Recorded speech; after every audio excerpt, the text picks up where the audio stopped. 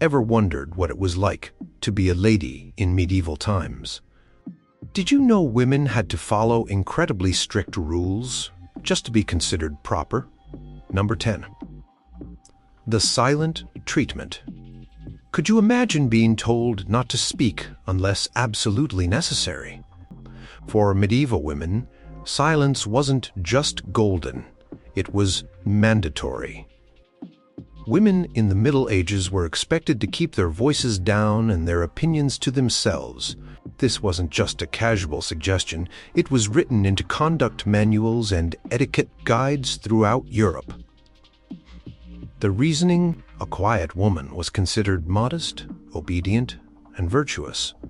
All qualities medieval society prized in its ladies. Christine de Pizan, one of the few female writers from this period, noted in her book, The Treasure of the City of Ladies, that women should speak gently and sweetly, with a humble countenance and body, using few words and those very moderate. Even noble women who hosted grand feasts were advised against talking too much during meals. They were to oversee the proceedings with grace and efficiency, not dominate conversations. Chatty women were viewed with extreme suspicion. A woman who spoke freely might be labeled a gossip, or worse, a scold. A woman who nagged or argued with her husband. In some communities, women deemed scolds could be subjected to public punishment, including being forced to wear a metal contraption called a scold's bridle that physically prevented them from speaking. Imagine walking through town unable to defend yourself, while everyone stared and jeered. Even in their own homes, women were discouraged from speaking directly to male guests. Instead, they would communicate through their husbands or sons. For unmarried women, the rules were even stricter. They were expected to lower their eyes and speak only when directly addressed by an elder. The ideal medieval woman, according to popular thought, should be seen and not heard, much like children of the era. Number 9. Perfect posture or perish. Socially. Did you know medieval women could be judged harshly just for how they stood or walked? Posture wasn't just about health. It was about displaying one's breeding and character. Medieval etiquette manuals devoted entire sections to the proper way women should carry themselves, and the rules were extraordinarily specific. A proper medieval lady was expected to keep her back straight, but not rigid, shoulders back but relaxed, and chin neither too high, suggesting pride, nor too low, suggesting shame. When sitting, she couldn't slouch or cross her legs, both considered vulgar displays. Instead, she would perch on the edge of her seat, hands folded neatly in her lap, feet positioned together and slightly to one side. This position was not only uncomfortable, but had to be maintained for hours during long feasts and social gatherings. Walking presented another set of challenges. The Book of the Knight of the Tower, a popular 14th century etiquette guide, advised that women should take small, measured steps, never allowing their gaze to wander or their heads to turn quickly, as this might suggest a flirtatious nature. A noblewoman walked with her hands gently clasped at her waist, eyes modestly downcast, moving at a serene pace regardless of urgency. The weight of clothing complicated matters further. A typical noblewoman might wear multiple layers: a linen chemise, a kirtle, a fitted dress, a surcoat or gown, and possibly a mantle cloak, plus a headdress. These garments could weigh several pounds and restrict movement effectively, enforcing the slow, measured gait expected of ladies. Imagine trying to maintain perfect posture while wearing what amounts to a heavy blanket wrapped around your entire body. For aristocratic women, posture training began in early childhood. Young girls practiced walking with books balanced on their heads and endured corrections from governesses who monitored every slouch or misstep. The physical discomfort of maintaining these rigid standards was considered a worthy sacrifice for projecting the image of a well-bred lady. After all, a woman's bearing was thought to reflect not only her own character, but the honor of her entire family. Number 8. Eating etiquette extremes. Have you ever been judged for how you eat? Medieval women faced scrutiny over every bite and sip. Dining etiquette was perhaps one of the most complex and detailed aspects of a noblewoman's education, with rules that would make modern table manners seem positively relaxed by comparison. Women were instructed to take tiny bites, never filling their mouths completely, and to chew silently with closed lips. Speaking while eating was forbidden, as was reaching for food. Instead, a lady waited for dishes to be offered to her and accepted only small portions. The 15th century etiquette book, the Bobby's Book, admonished women to bite not thy bread too large and drink not with full mouth. Meat presented particular challenges. While men could tear into joints with gusto, women were expected to cut meat into minuscule pieces, consuming it with delicate precision. Certain foods were considered entirely inappropriate for women to eat in public. Garlic, onions, and some spices were avoided because they might cause bad breath or excessive body odor, both considered deeply unladylike. Even the manner of drinking followed strict protocols. A proper lady sipped, never gulped, and was careful not to wet more than her lips when drinking wine. She was expected to wipe her mouth discreetly with a napkin before and after drinking to avoid leaving lip marks on the cup, a practice that would have been particularly challenging given that shared drinking vessels were common at medieval feasts. The stakes of proper eating were remarkably high. A woman who ate too heartily might be considered gluttonous or lacking in refinement. One who ate too little risked appearing proud or wasteful. The balance was nearly impossible to maintain, especially considering that formal feasts could last for hours and include dozens of dishes. Fashion complicated matters further. The elaborate headdresses and veils worn by noble ladies had to remain pristine throughout the meal. Imagine trying to eat soup while wearing an elaborate hennin, a cone-shaped princess hat that extended a foot or more above your head. Women developed techniques for bowing their heads just enough to take a bite without disturbing their headwear or dropping food onto their expensive clothing. Perhaps most challenging was the requirement to appear effortless while following these Byzantine rules. A truly refined lady never showed strain or concentration while navigating the minefield of dining etiquette. She made it look easy, maintaining pleasant conversation and graceful movements while mentally tracking dozens of potential social missteps with each course served. Number 7. Hands, the medieval woman's billboard. Is your character written on your hands? In medieval times, people thought so. A woman's hands were considered one of the most visible indicators of her class, character, and upbringing. From how she positioned them to their cleanliness and even the movements of her fingers, every detail was scrutinized and regulated by strict codes of conduct. Noble women were taught from childhood that proper hand positioning meant keeping them visible, but not prominent, usually folded at the waist when standing, or resting gently in the lap when seated. Gesticulating while speaking was considered theatrical and inappropriate for well-bred ladies. The Book of Courtesy, a 15th century English etiquette guide, warned against throwing about the hands during conversation, advising women to make their points through carefully chosen words rather than expressive gestures. Hand hygiene took on almost ritualistic significance. Before and after meals, servants would circulate among guests with ewers' pitchers of rose-scented water and basins for washing hands. This wasn't just practical, it was a ceremonial display of refinement. A proper lady washed with grace, gently rubbing her hands together without splashing or making a fuss.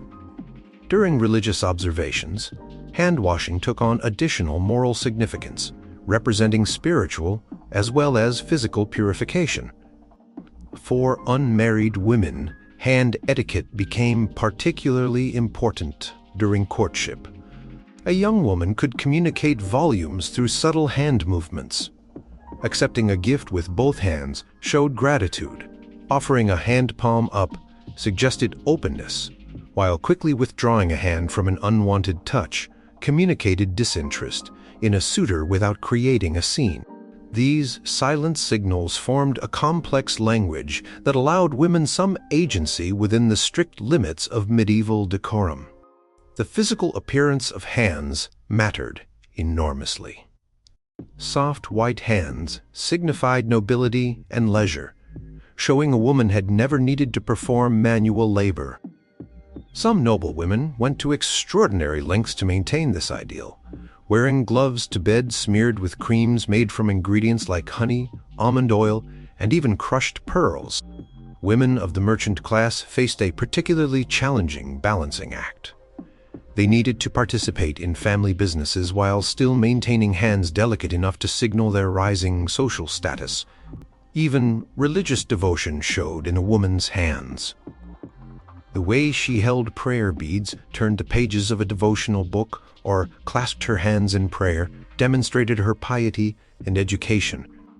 Illuminated manuscripts from the period often depict noble women with perfectly positioned hands during prayer, providing models for proper devotional postures. In an age before sat Thebes and constant distraction, idle hands were considered particularly problematic for women.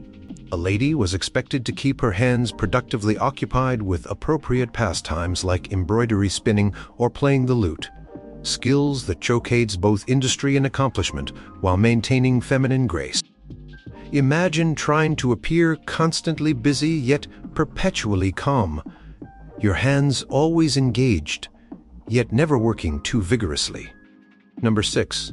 The crying game. Emotional regulation. Did you know there were rules about how and when medieval women could cry? Emotions weren't simply felt. They were performed according to strict social codes that differed dramatically between the genders. For women, displaying the right emotions at the right time was a crucial social skill, with significant consequences for their reputations and relationships. Crying provides perhaps the clearest example of these gendered emotional rules. While men were generally expected to control their tears, except in specific contexts, like mourning a feudal lord, women's tears were often interpreted as evidence of their inherently emotional nature. However, this didn't mean women could cry freely. Instead, they had to cry appropriately, neither too much nor too little, and only in suitable circumstances. Funerals represented a social occasion where women's tears were not just permitted, but required. Professional female mourners were sometimes hired to ensure sufficient weeping at the funerals of important figures. Noble women had to master the art of dignified grief, crying enough to demonstrate proper feeling without the unseemly displays of excessive emotion associated with lower classes. Tearing hair, scratching faces, or wailing loudly might be expected of peasant women mourning a loved one, but noble women were trained to express grief through quiet tears and composed dignity. Religious contexts provided another appropriate outlet for female emotion. Crying during prayer or when contemplating Christ's suffering was interpreted as a sign of genuine devotion. Female mystics like Catherine of Siena and Julian of Norwich were respected for the tears they shed in religious ecstasy. However, even these spiritual tears had to follow certain patterns. They should spring from genuine religious feeling, not worldly concerns. In contrast, crying from anger was strictly forbidden for women of any class. A woman who cried during an argument might be dismissed as manipulative or irrational, reinforcing beliefs about female emotional instability. Medieval medical texts drawing on ancient Greek theories about the four humors suggested women were naturally more moist and cold, predisposing them to emotional excess that needed careful regulation. Beyond tears, women faced complex rules about other emotional displays. Laughter presented particular challenges. A modest chuckle might be acceptable in appropriate company, but hearty laughter was considered unladylike and potentially indecent. The 15th century conduct book, The Good Wife's Guide, advised women to laugh not loudly and to cover their mouths when smiling to avoid appearing provocative. Even love had to be expressed according to elaborate codes. A courtly lady might show carefully measured affection through subtle glances and gentle words, but overt passion was considered dangerous and inappropriate. Mothers were expected to love their children deeply, but not indulge them emotionally, maintaining discipline alongside affection. This constant emotional regulation required tremendous self-awareness and control. Imagine monitoring every smile, tear, and tone of voice throughout your day. Number 5. The art of conversation, or lack thereof. Would you believe that medieval women had to study conversational rules as complex as any modern diplomatic protocol? While women were generally advised to speak less than men, when they did speak, they faced an intricate set of guidelines governing nearly every aspect of verbal interaction. A well-bred medieval woman was expected to master the art of pleasant conversation, speaking in a voice that was neither too loud, suggesting boldness, nor too quiet, suggesting secretiveness. The ideal feminine voice was described in conduct manuals as sweet, gentle, and melodious. Women practiced moderating their natural speaking voices to achieve this ideal, similar to how modern professionals might work with voice coaches. Content mattered as much as delivery. Appropriate topics for female conversation were severely limited. Household management, children, religious devotion, music, and limited aspects of literature were acceptable. Politics, business matters, scholarly debates, or anything related to bodily functions or sexuality was strictly off-limits. Even when discussing approved topics, women were advised to present their thoughts as questions or suggestions rather than definitive statements. Linguistic registers varied by social context. When speaking to superiors, a woman adopted an especially deferential tone, often addressing them in the third person, "Would my lord desire," rather than directly. With equals, she could be somewhat more familiar, but still guarded. Only with close family members or servants could she speak more naturally, though still within the bounds of propriety. The timing of speech was crucial. A well-bred woman never interrupted men's conversation unless absolutely necessary. She waited to be addressed before speaking in formal settings, and knew exactly when her input might be welcome. This required constant monitoring of conversational dynamics and power relationships, skills that aristocratic girls began learning from childhood. Foreign language ability presented an interesting paradox for noble women. Knowledge of Latin or French demonstrated education and refinement, yet women were cautioned against displaying their linguistic talents too prominently. A lady might modestly mention her limited abilities in another language while actually being quite proficient, a form of socially acceptable self-deprecation that allowed her to showcase accomplishment without appearing proud. Perhaps most challenging were the rules governing humor. Women could appreciate jokes made by men, but were discouraged from making witty remarks themselves, as female wit was often associated with sexual looseness. If a lady did attempt humor, it needed to be gentle and self-effacing rather than clever or pointed. The 15th century Book of the Knight of the Tower explicitly warned young women against sharp words and mockeries, suggesting they should prefer sweet and amiable speech. The consequences for conversational missteps could be severe. A woman who spoke out of turn might be publicly corrected or privately reprimanded by male relatives responsible for her behavior. More serious violations, like discussing inappropriate topics or contradicting men, could damage her marriage prospects or social standing. Even within marriage, a woman considered too talkative might face criticism or punishment from her husband, who was socially and legally empowered to correct her behavior. Number 4. Beauty, standards, and painful procedures. Ever wonder what women endured to meet medieval beauty standards? The pursuit of beauty in the Middle Ages involved practices that modern people would find not just uncomfortable but potentially dangerous. While natural beauty was theoretically praised in religious texts, social reality demanded that women, especially those of the noble and merchant classes, conform to specific and often painful beauty ideals. The ideal medieval complexion was pale, unblemished, and slightly flushed at the cheeks and lips, a look that signified both wealth, showing one didn't work outdoors, and purity. To achieve this, women applied white lead or chalk-based mixtures to their faces, despite the toxic properties of lead that could cause skin damage, hair loss, and even death with prolonged use.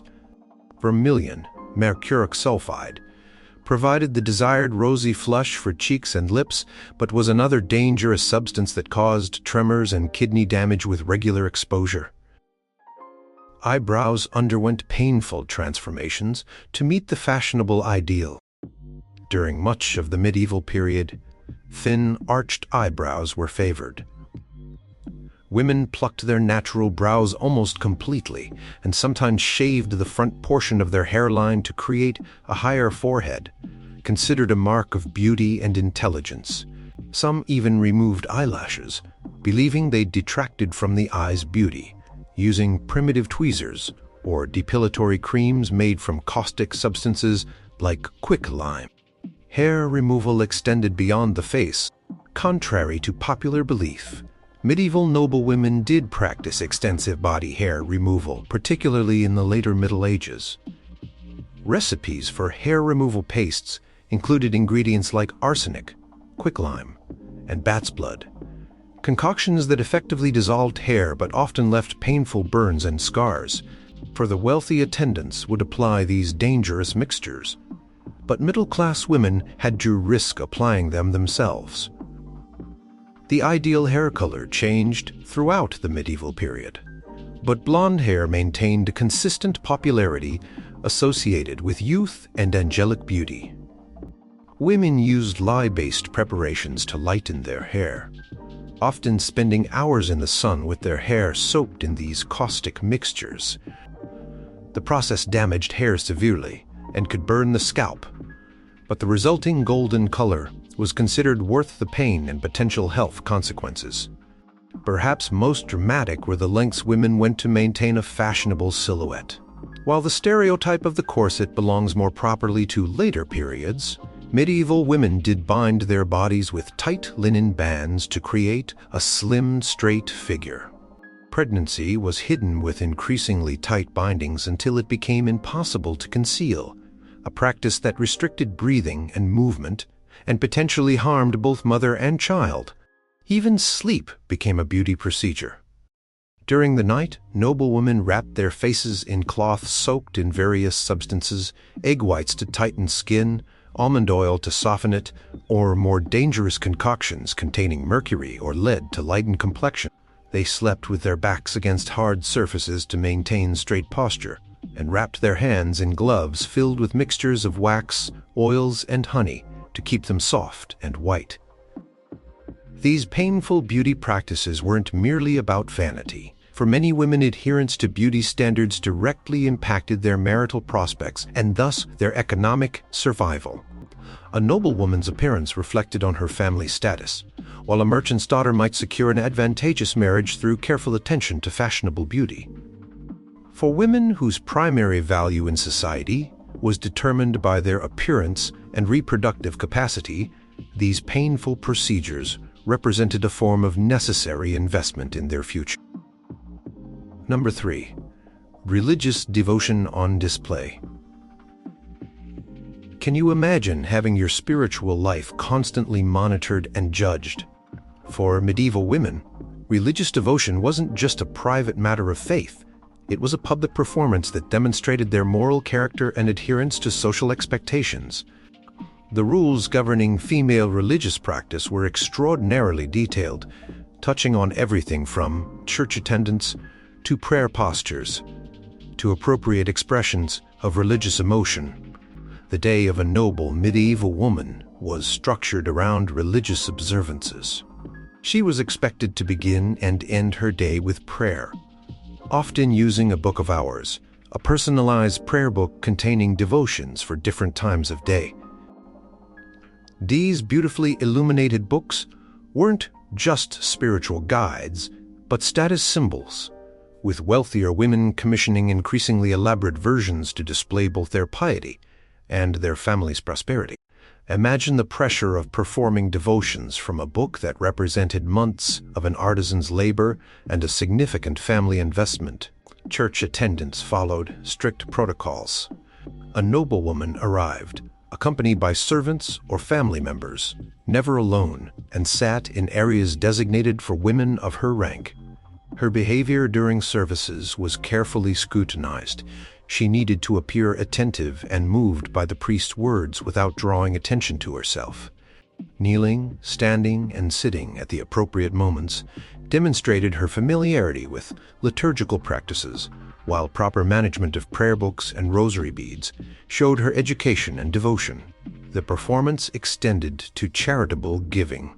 Aristocratic women were expected to engage in regular almsgiving and patronage of religious institutions, but how they gave mattered as much as what they gave. The ideal was to donate generously, but without ostentation, to be seen performing charity while appearing not to seek recognition. This paradoxical requirement meant women had to carefully calibrate their public giving, ensuring it was visible enough to establish their reputation for piety, but not so showy as to suggest pride. Fasting presented another complex area of religiously mandated behavior. The medieval church calendar included numerous fast days, when consumption of meat and other foods was restricted. Women were expected to observe these fasts diligently, with noblewomen sometimes undertaking additional voluntary fasting as a demonstration of exceptional devotion. However, excessive fasting could raise suspicions of pride or worse, heretical beliefs. A woman needed to fast enough to show proper religious observance, but not so much that she might be accused of spiritual vanity or following unapproved practices. Religious pilgrimages offered rare opportunities for women to travel beyond their immediate surroundings, but even these journeys were governed by strict rules. A married woman needed her husband's permission to undertake a pilgrimage, and unmarried women or widows typically traveled in groups with male relatives or clerical escorts. During the journey, a woman's behavior remained under scrutiny. She was expected to maintain modest dress and behavior despite the unusual circumstances of travel, with her devotional sincerity constantly evaluated by fellow pilgrims. Perhaps most challenging were the rules governing female mystical experiences. Women who reported visions or special communications from God faced intense scrutiny, while some, like Hildegard of Bingen or Julian of Norwich, eventually gained acceptance as authentic mystics. Many others were viewed with suspicion. A woman claiming spiritual experiences had to navigate a narrow path between appearing genuinely touched by divine grace and being accused of demonic influence or simple attention-seeking. Her visions needed to align with church doctrine while demonstrating appropriate feminine humility about her special status. Even private devotions were subject to regulation. Confessors advised women on appropriate prayers and spiritual reading, sometimes restricting access to religious texts considered too complex or potentially misleading for female minds. A woman's prayer corner in her chamber would contain approved devotional items, perhaps a small altar, religious images, and sanctioned prayer books, but collecting unusual relics or following unorthodox practices could raise concerns about her spiritual discernment. Number 2. The marriage market minefield. How would you feel if your entire life's purpose was to secure an advantageous marriage? For medieval women, particularly those from noble or wealthy merchant families, marriage represented not just a personal relationship, but a crucial economic and political transaction. Preparing for the marriage market involved mastering an intricate set of skills and behaviors designed to demonstrate a young woman's value as a potential wife. The training began early. By age 7, noble girls might be sent to other households to serve as ladies-in-waiting, where they would learn the complex social graces necessary for their future roles. These young girls observed and practiced the behaviors that would make them attractive marriage prospects: needlework, household management, rudimentary medical knowledge, music, dancing, and the elaborate etiquette of aristocratic society. Every skill acquired represented an investment in their marriageability. Physical appearance was carefully managed to align with ideals of feminine beauty that signaled fertility and compliance. Young women were taught to move gracefully, maintain perfect posture, and present a pleasant, agreeable demeanor at all times. Their clothing, often the most expensive items a family would purchase, had to showcase both the family's wealth and the girl's modesty, a challenging balance to maintain. Imagine the pressure of wearing outfits that might cost the equivalent of a servant's yearly wages while being cautioned against appearing too aware of your own beauty. Courtship rituals followed precisely choreographed patterns. A young woman could not directly express interest in a potential suitor, but needed to communicate through subtle signals: a momentary glance, a slight smile, a carefully dropped handkerchief. She had to appear receptive without seeming eager, interested without appearing forward. Too much enthusiasm might suggest improper desire or desperation, while too little might drive away potential matches. Virtue was a woman's most marketable quality in the medieval marriage economy. A reputation for absolute chastity was essential, with even rumors of impropriety potentially destroying a girl's prospects. Families went to extraordinary lengths to protect and demonstrate their daughter's purity, including constant chaperoning and limited contact with men outside the immediate family. Some noble households employed female guards, specifically tasked with ensuring young women remained virtuous, and were seen to be so by the community. Dowry negotiations represented another complex aspect of the marriage process. A woman's family needed to offer enough to secure a desirable match without appearing to buy a husband above their station. The dowry, which might include money, land, valuable objects, or promises of future inheritance, had to be carefully calibrated to the specific marriage being arranged. Too small a dowry might insult the groom's family. Too large might suggest desperation to marry off a daughter with hidden flaws. Communication skills were carefully honed for the marriage market. A desirable bride could converse pleasantly on appropriate topics without dominating conversation or displaying too much learning.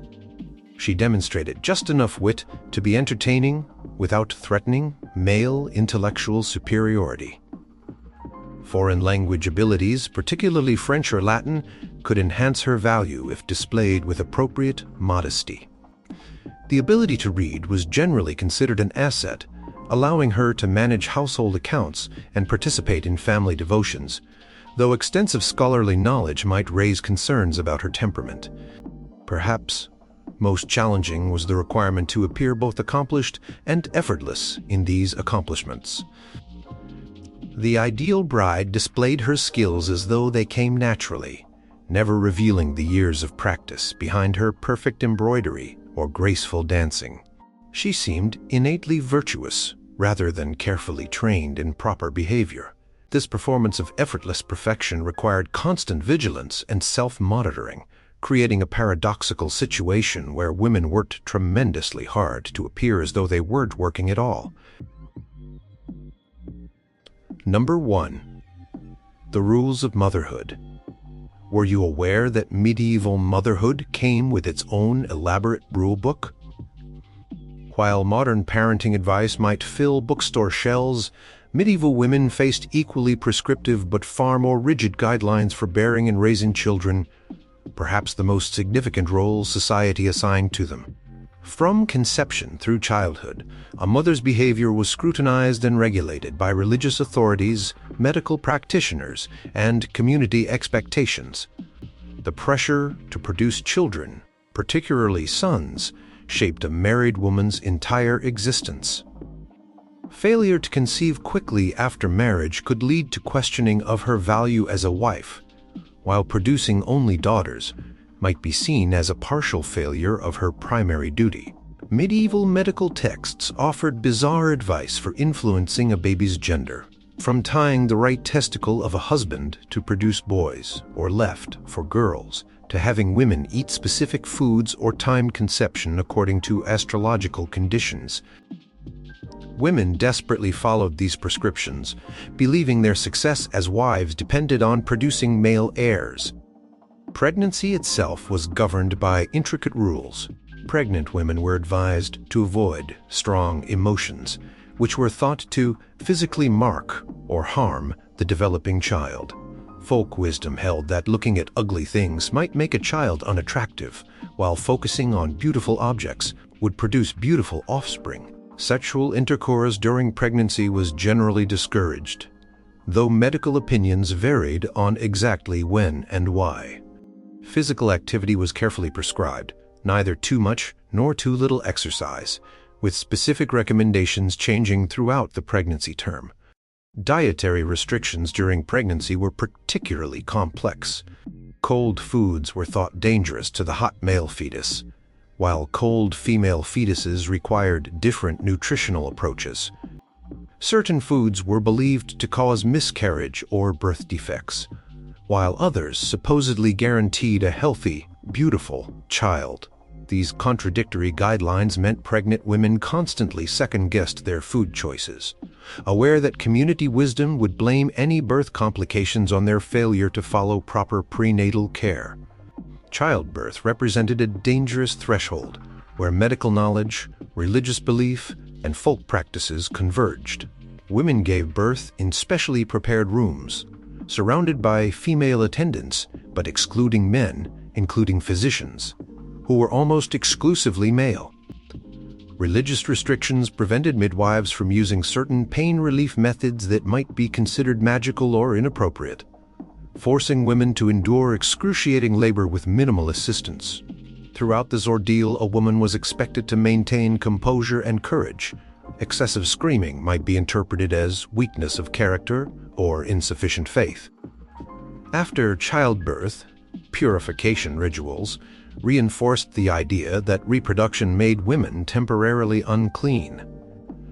A new mother couldn't enter a church until undergoing a churching ceremony approximately 40 days after delivery, a purification ritual that cleansed her of the supposed impurity associated with childbirth. During this period, her movements were restricted, and she was considered spiritually vulnerable. Imagine being simultaneously celebrated for fulfilling your primary social function while being treated as ritually unclean for doing so. Medieval infant feeding practices followed strict social hierarchies. While peasant women typically breastfed their own children, noble women were often expected to hire wet nurses, as mething was considered beneath their dignity and believed to interfere with their availability for further conception. However, the mother remained responsible for carefully selecting and monitoring the wet nurse, whose character and health were thought to transfer to the child through breast milk. A mother who chose poorly might be blamed for her child's physical or temperamental deficiencies later in life.